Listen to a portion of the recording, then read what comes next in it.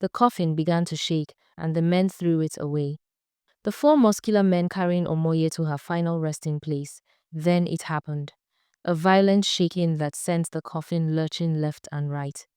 The men's faces drained of color as they heard it. A muffled pounding from within, desperate and alive. Aye! One man screamed, dropping his corner. The coffin crashed to the earth with a sickening thud. The sound galvanized the others into action. They bolted like hunted animals, their feet thundering across the dusty ground, leaving the coffin abandoned before the gaping grave. Within seconds, the entire funeral procession dissolved into chaos. The villagers shrieked and scattered, their feet raising clouds of red earth as they fled toward the village, convinced they had witnessed something unholy. From within the coffin came a desperate gasp. The lid creaked open, and pale fingers emerged, grasping at the edges. Omoye's eyes, wide with confusion and terror, appeared first, then her head. She gasped for air like someone pulled from drowning waters. Her body was weak, her limbs unresponsive. Whatever force had brought her back had left her hollow and fragile. Sister, a voice cut through her fog of panic. Obum, her brother, stood frozen between two trees, his fear warring with his love. While the others disappeared over the hill, he swallowed his terror and ran back. He reached the coffin and pulled his sister free, cradling her limp body in his arms.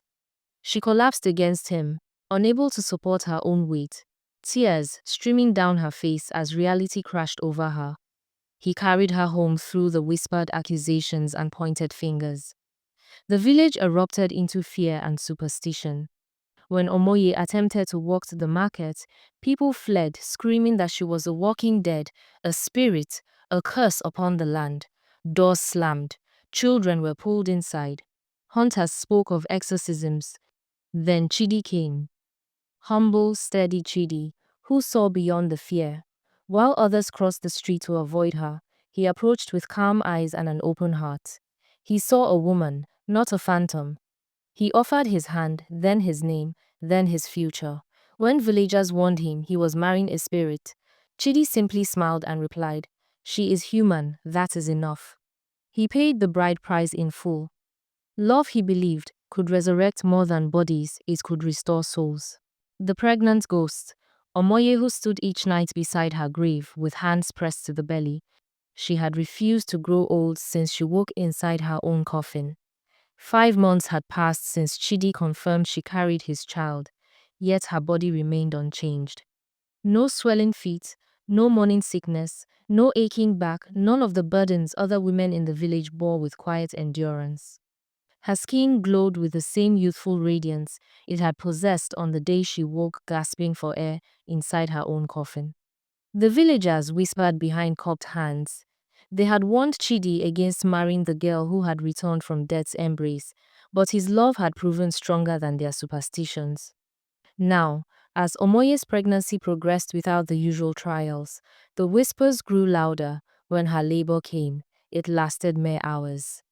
She delivered a healthy son with barely a grimace, rising from the birthing mat as though she had simply taken an afternoon rest. The years that followed revealed the true curse of her resurrection. Chidi's hair silvered at the temples, then whitened completely.